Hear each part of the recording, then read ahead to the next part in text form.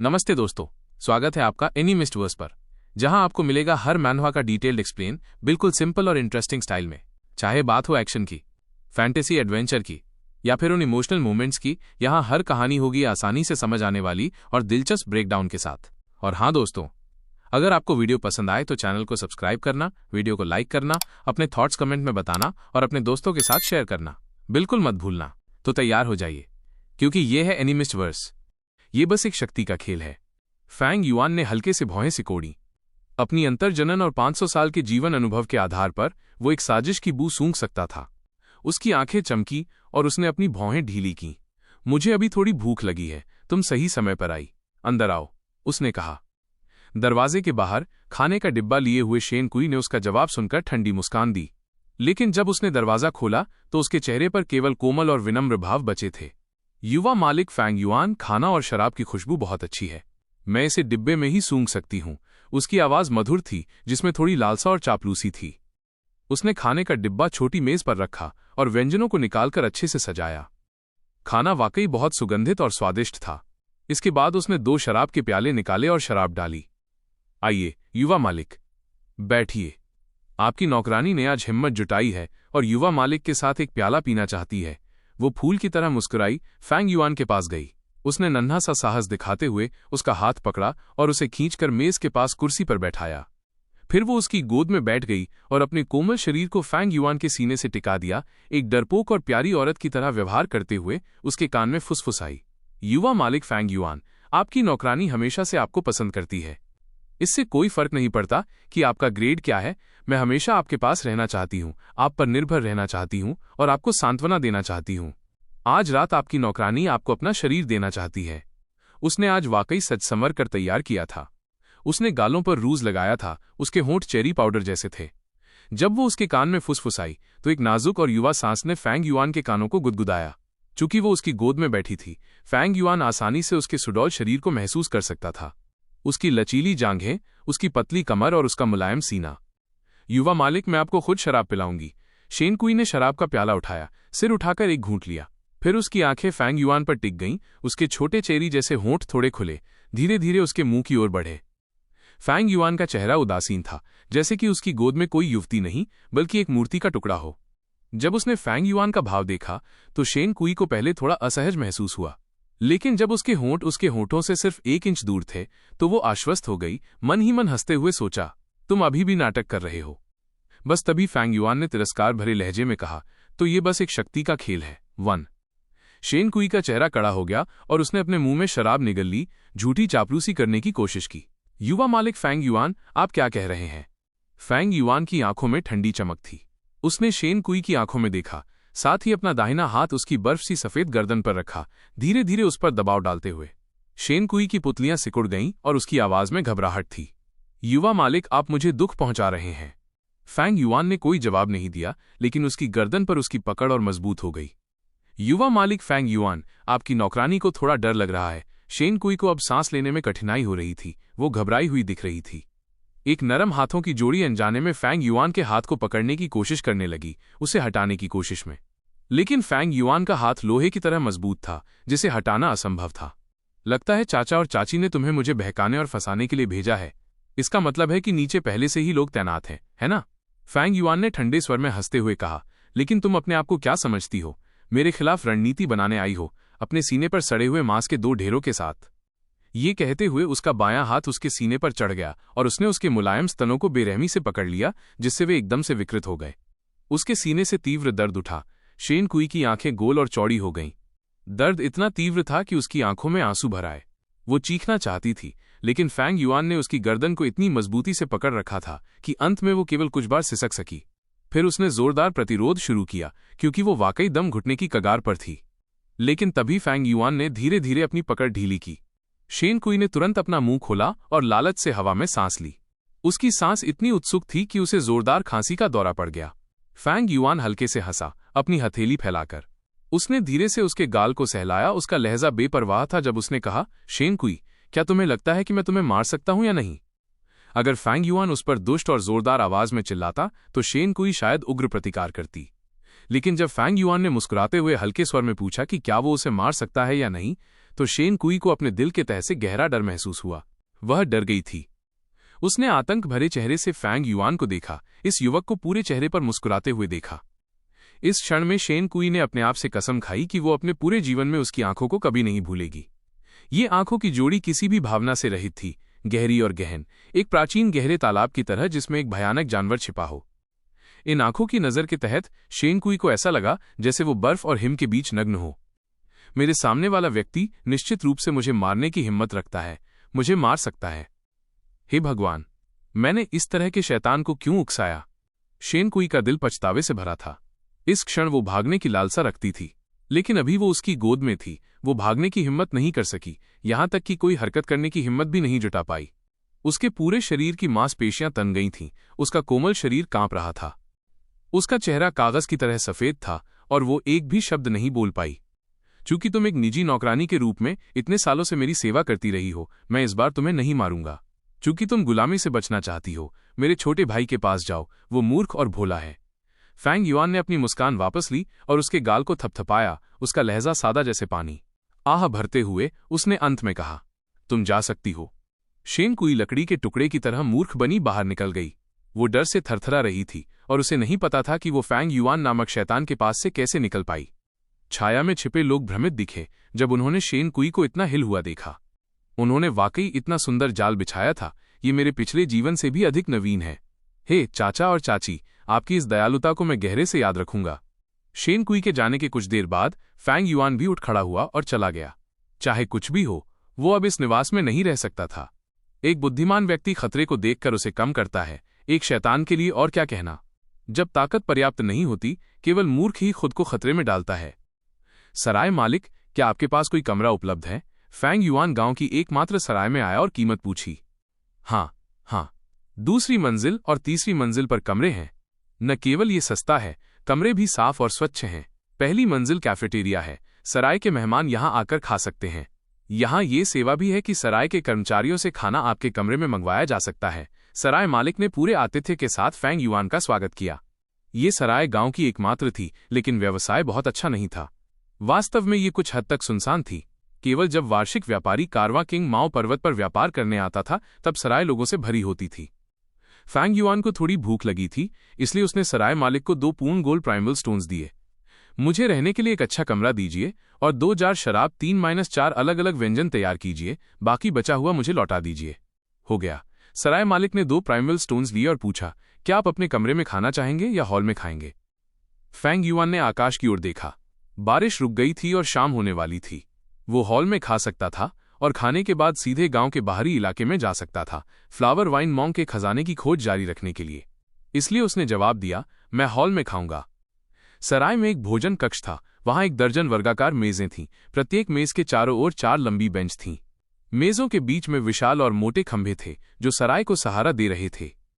फर्श पर बड़े बड़े संगमरमर के टाइल्स बिछे थे, लेकिन ये गीला था, पहाड़ की नमी को छिपाना मुश्किल था। 3 मेजों पर लोग बैठे थे। खिड़की के पास बैठा एक बूढ़ा व्यक्ति अकेला शराब पी रहा था, बाहर सूर्यास्त को निहारते हुए। कैफेटेरिया के बीच में एक मेज पर 5-6 शिकारी बैठे थे। वे जोर जोर से अपनी शिकार के अनुभवों के बारे में चर्चा कर रहे थे और उनके पैरों के पास पहाड़ी शिकार जैसे तीतर और खरगोशों का ढेर था। एक अन्य कोने में एक मेज पर 2 युवा लोग थे जो गुप्त रूप से चर्चा कर रहे प्रतीत हो रहे थे।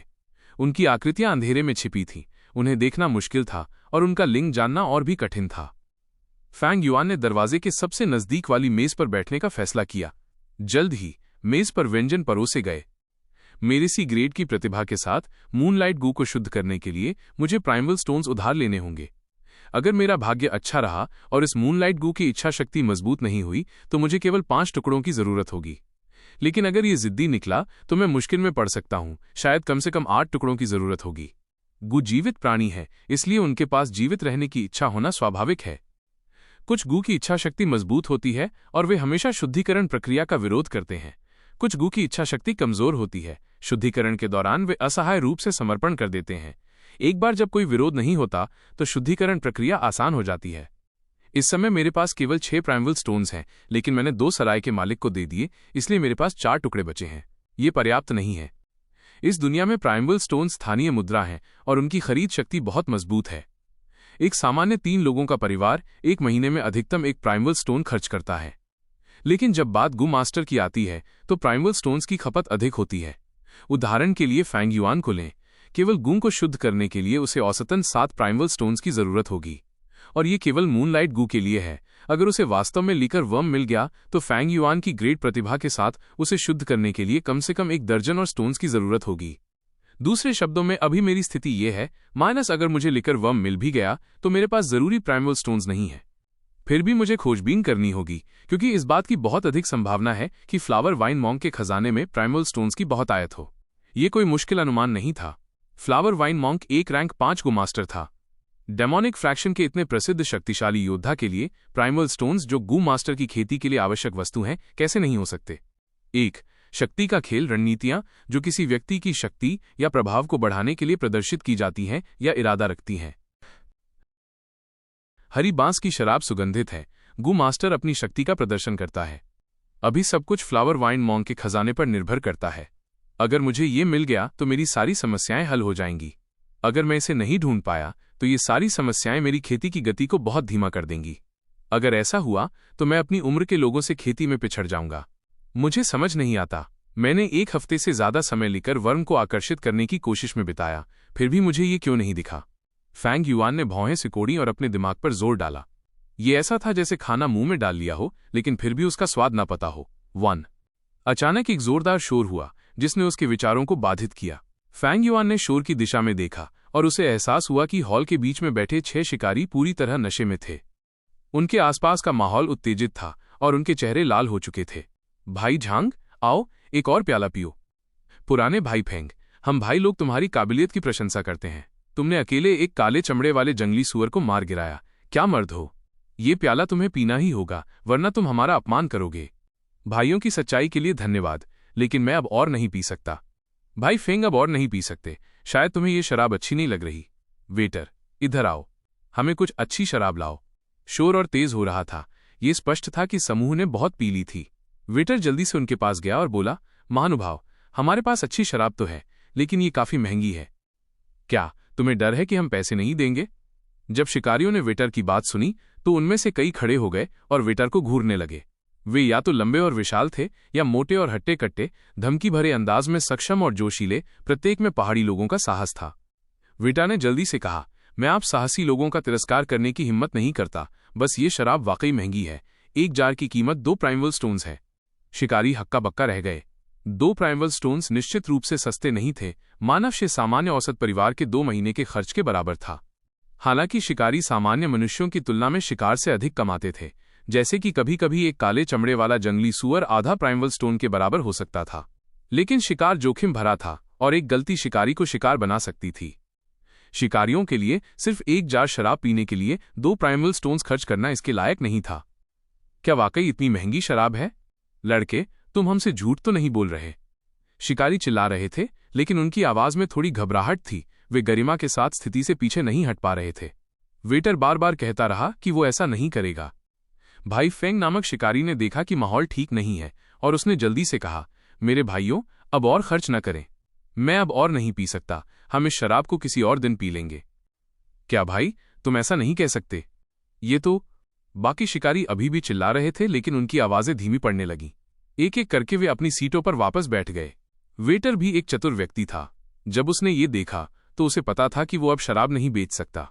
हालांकि ये स्थिति उसे आश्चर्यजनक नहीं लगी। जैसे ही वो पीछे हटने वाला था, अंधेरे कोने की मेज से एक युवक की आवाज आई, हा, मजेदार, हर एक बेकार में चिल्ला रहा है। अगर तुम शराब खरीदने का दम नहीं रखते तो चुपचाप अपने मुंह बंद रखो और एक तरफ हो जाओ। जब शिकारियों ने ये सुना तो उनमें से एक ने तुरंत गुस्से में जवाब दिया, किसने कहा कि हम इसे खरीद नहीं सकते? वेटर, उस शराब का जार लाओ, मैं तुम्हें पत्थर दूंगा 2 टुकड़े। ओह, एक पल रुकिए, मैं लाता हूं। वेटर को ऐसी उम्मीद नहीं थी। उसने जल्दी से जवाब दिया और एक शराब का जार लेने गया और उसे लाया। ये शराब का जार सामान्य जार जितना बड़ा था, लेकिन जैसे ही इसे खोला गया, उसी पल एक ताज़ा और मधुर सुगंध ने पूरे कैफेटेरिया को भर दिया। यहां तक कि खिड़की पर अकेले बैठा बूढ़ा व्यक्ति भी शराब की सुगंध सूंघकर अपना सिर उस ओर नहीं मोड़ सका और उसने शराब के जार को देखा। ये निश्चित रूप से अच्छी शराब थी। प्रिय मेहमानों, ये कोई घमंड नहीं है। ये हरी बांस की शराब है। पूरे गांव में केवल एक सराय है जो कि हमारी है। इसकी सुगंध सूंघिए। वेटर ने ये कहते हुए गहरी सांस ली। उसके चेहरे पर संतुष्टि और आनंद का भाव था। फैंग युआन प्रभावित हुआ। ये सराय का वेटर वाकई घमंड नहीं कर रहा था। गु युए गांव में 3 सरायें थीं। वहां बिकने वाली शराब आम चावल की शराब, मटमैली शराब और अन्य समान सामान्य शराब थीं। लिकर वर्म को आकर्षित करने के लिए फैंग युआन ने लगातार 7 दिनों तक शराब खरीदी थी। स्वाभाविक रूप से उसे कीमतों का पता था। कई शिकारी अपने सामने शराब के जार को देख रहे थे। वे शराब की लत में डूब गए थे। प्रत्येक ने अपनी नाक से कोड़ी और निगल लिया। जिस शिकारी ने गुस्से में शराब खरीदी थी, उसके चेहरे पर और भी दिलचस्प भाव था। उसके चेहरे पर पछतावे और गुस्से की एक परत दिखाई दी। आखिरकार इस जार की शराब की कीमत 2 प्राइमल स्टोन्स थी। मैं बहुत जल्दबाजी में था और आवेश में शराब खरीद ली। ये वेटर कुछ साधारण नहीं है। उसने तुरंत शराब ला दी। अब ढक्कन खुल गया है। अगर मैं माल वापस करना चाहूं तो अब बहुत देर हो चुकी है। जितना अधिक शिकारी सोचता उतना ही वो परेशान होता। वो इसे वापस करना चाहता था, फिर भी अपमान के डर से ऐसा नहीं कर पा रहा था। अंत में उसने मेज पर जोर से ठोका और जबरदस्ती मुस्कुराते हुए कहा, कमबख्त, ये शराब अच्छी है। भाइयों, जी भर के पियो। आज ये शराब मेरी तरफ से है। इस क्षण कोने की मेज पर बैठे युवक ने तंज कसा। ये छोटा सा जार 6 लोगों के लिए कैसे काफी होगा? अगर तुम में हिम्मत है तो और कुछ जार खरीद लाओ।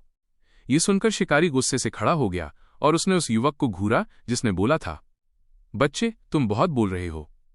खड़े हो और मुझसे लड़। ओ, तो मैं खड़ा होता हूं। युवक अपनी सीट से उठा। जैसा कि उसने शिकारी की टिप्पणी सुनी, मुस्कुराते हुए छाया से बाहर निकला। उसका शरीर लंबा और पतला था। उसकी त्वचा पीली थी। उसने नौसेना की युद्ध पोशाक पहनी थी और साफ सुथरा दिख रहा था। उसके सिर पर नीली हेडबैंड थी। ऊपरी शरीर में एक जैकेट थी जो उसके पतले और कमजोर कंधों को दिखा रही थी। निचला शरीर लंबी पैंट में था। पैरों में बांस की सैंडल थी और पिंडलियां बंधी हुई थीं। उसके बारे में सबसे महत्वपूर्ण चीज उसकी कमर पर हरी बेल्ट थी। बेल्ट के बीच में एक चमकदार तांबे का टुकड़ा था। तांबे की प्लेट पर एक काला एक शब्द था। ये एक रैंक 1 गु मास्टर है। शिकारी को स्पष्ट रूप से समझ में आया कि इस तरह की पोशाक का क्या मतलब है। उसने गहरी सांस ली। उसके चेहरे का गुस्सा गायब हो गया। उसकी जगह घबराहट ने ले ली। उसने कभी नहीं सोचा था कि उसने वास्तव में एक गु मास्टर को उकसाया था। क्या तुम मुझसे लड़ना नहीं चाहते थे? आओ, मुझे मारो। युवा गुमास्टर धीरे धीरे उस आदमी की ओर बढ़ा। उसके चेहरे पर चंचल मुस्कान थी। लेकिन जिस शिकारी ने उसे पहले चुनौती दी थी, वो मूर्ति की तरह जम गया, अपनी जगह से हिलने में असमर्थ। शायद आप सब मिलकर मुझ पर आ सकते हैं, ये भी काम करेगा। युवा गुमास्टर धीरे धीरे शिकारी की मेज तक पहुंचा, लापरवाही से बोलते हुए। उनके चेहरों के भाव बदल गए थे। कुछ शिकारियों के नशे में लाल चेहरों का रंग अचानक फीका पड़ गया। प्रत्येक के माथे पर ठंडा पसीना था और वे बेचैन थे, इतने डरे हुए कि भारी सांस लेने की हिम्मत भी नहीं कर रहे थे। युवा गु मास्टर ने एक हाथ बढ़ाया, हरी बांस की शराब का जार उठाया। उसने इसे अपनी नाक के नीचे रखा और सूंघा मुस्कुराते हुए। उसने कहा, ये तो वाकई अच्छी खुशबू है। अगर मेरे स्वामी को ये पसंद है तो कृपया इसे ले लें और पिएं। ये मेरी ओर से मेरे स्वामी को अपमान करने की माफी है। जिस शिकारी ने उसे पहले उकसाया था, उसने जल्दी से जवाब दिया और अपने सीने के सामने हाथ जोड़े, चेहरे पर मुस्कान लाते हुए। अप्रत्याशित रूप से युवक का चेहरा भयंकर रूप से बदल गया। एक जोरदार आवाज के साथ जार जमीन पर टुकड़े टुकड़े हो गया। गु मास्टर बर्फ की तरह ठंडा दिख रहा था। उसकी नजर तलवार की तरह तेज थी। वो गुस्से में फुसफुसाया, तुम्हें लगता है कि तुम्हें मुझसे माफी मांगने का हक है? तुम शिकारियों को जरूर बहुत अमीर होना चाहिए, मुझसे भी ज्यादा, क्योंकि तुमने शराब पीने के लिए 2 प्राइमल स्टोन्स खर्च किए। क्या तुम्हें कोई अंदाजा है मैं अभी प्राइमल स्टोन्स को लेकर कितना परेशान हूं? तुम इस समय मेरे सामने अपनी दौलत दिखाने की हिम्मत करते हो। तुम नश्वर लोग मेरे साथ तुलना भी कर सकते हो। हमारी हिम्मत नहीं, हमारी हिम्मत नहीं। मेरे स्वामी का अपमान करना, ये जघन्य अपराध है। हम नश्वर लोगों का इरादा आपको अपमानित करने का नहीं था। ये हमारे प्राइमल स्टोन्स हैं। कृपया स्वामी गु मास्टर इसे स्वीकार करें। शिकारी जल्दी से अपने पैरों पर खड़े हो गए और अपने पास मौजूद प्राइमल स्टोन्स निकाले। लेकिन इन नश्वर लोगों के पास कहां से पैसा होता? उन्होंने जो निकाला वो बस प्राइमल स्टोन्स के टुकड़े टुकड़े थे। सबसे बड़ा टुकड़ा भी एक प्राइमल स्टोन के 1/4 से बड़ा नहीं था। गु मास्टर ने इन प्राइमल स्टोन्स को स्वीकार नहीं किया, लेकिन वो तंज कसना बंद नहीं किया। उसने अपनी बास सी नजर से पूरे कैफेटेरिया को देखा। जिन शिकारियों पर उसकी नजर पड़ी, उन्होंने अपने सिर झुका लिए। खिड़की पर बैठा बूढ़ा व्यक्ति जो ये दृश्य देख रहा था, उसने भी जल्दी से अपना सिर हटा लिया ताकि गु मास्टर की नजर से बचा जा सके। केवल फैंग युआन चुपचाप देखता रहा, बिना किसी हिचकिचाहट के। इस युवा गु मास्टर ने जो पोशाक पहनी थी वो वर्दी थी जो केवल औपचारिक गु मास्टर पहन सकते थे, इसलिए फैंग युआन इसे पहनने के योग्य नहीं था।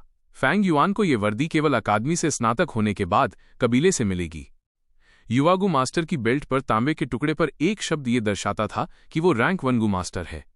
हालांकि वो लगभग 20 साल का था और उसके शरीर से निकलने वाली प्राइमल एसेंस की आभा ये संकेत देती थी कि वो रैंक 1 के ऊपरी चरण में था।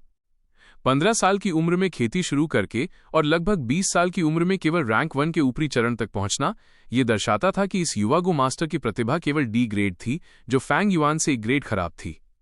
इस बात की बहुत अधिक संभावना थी कि ये व्यक्ति केवल एक लॉजिस्टिक्स गु मास्टर था, न कि युद्ध गु मास्टर।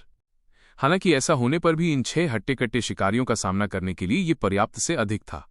ये एक गु मास्टर और एक नश्वर इंसान के बीच शक्ति का अंतर था। शक्ति के साथ कोई शीर्ष पर हो सकता है, ये इस दुनिया की प्रकृति है। नहीं, वास्तव में कोई भी दुनिया ऐसी ही होती है। बड़ी मछली छोटी मछली को खाती है और छोटी मछली झींगा खाती है। बस ये दुनिया इसे और अधिक खुलकर दिखाती है। फैंग युआन ने चुपके से सोचा। ठीक है जियांग्या, तुमने इन्हें सबक सिखा दिया। इन नश्वर लोगों को और शर्मिंदा न करो। अगर ये बात फैल गई तो भले ही तुम्हें शर्मिंदगी न हो, मुझे होगी। कोने में बैठी दूसरी युवा व्यक्ति ने आवाज दी। जब सभी ने ये आवाज सुनी तो उन्हें एहसास हुआ कि ये युवा व्यक्ति एक महिला थी। जियांग्या नामक युवा गु मास्टर ने अपनी सहेली के डांटने पर तंज कसना बंद कर दिया। उसने शिकारियों द्वारा निकाले गए प्राइमल स्टोन्स के टुकड़ों की ओर देखा भी नहीं। ये पत्थर 2 प्राइमल स्टोन्स के योग के बराबर भी नहीं थे। उसे इसमें कोई रुचि नहीं थी। उसने अपनी आस्तीन झटकी और अपनी मूल मेज पर वापस चला गया। वापस चलते हुए उसने दुर्भावनापूर्ण ढंग से कहा, अगर तुम्हें लगता है कि तुम में हिम्मत है कि तुम पीना जारी रख सकते हो तो जाओ और हरी बांस की शराब पियो। मैं देखना चाहता हूं कौन अभी भी इस शराब को पीने की हिम्मत करता है। शिकारी सभी ने अपने सिर झुका लिए जैसे 6 आज्ञाकारी बेटों को डांट पड़ा हो। शराब की तीव्र सुगंध ने पूरे कैफेटेरिया को भर दिया था।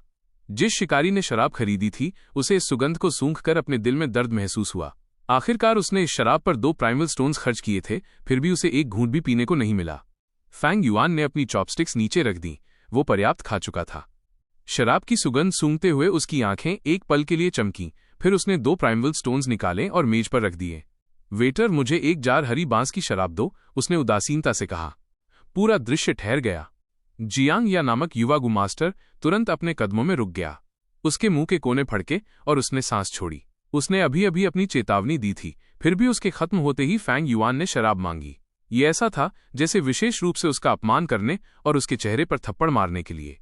वो मुड़ा और अपनी आंखें सिकोड़कर फैंग युआन को ठंडी नजर से घूरा। फैंग युआन ने शांति से उसकी ओर देखा। उसका चेहरा उदासीन और भयमुक्त था। जियांग्या की आंखें चमकी और उसकी नजर की ठंडक धीरे धीरे गायब हो गई। उसने फैंग युआन के शरीर पर प्राइमल एसेंस की आभा महसूस की।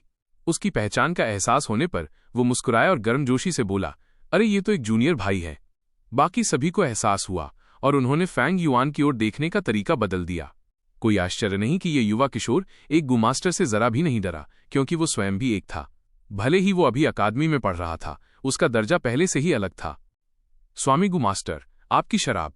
वेटर दौड़ता हुआ आया। उसके चेहरे पर पूरी तरह मुस्कान थी। फैंग युआन ने युवा गु मास्टर की ओर सिर हिलाया और शराब का जार लिया और सराय से बाहर चला गया। इसका मतलब है कि वो मेहनत कर रहा है, फिर भी उसे परिणाम नहीं दिख रहे। आज का एपिसोड यहीं खत्म होता है। मिलते हैं अगले एपिसोड में।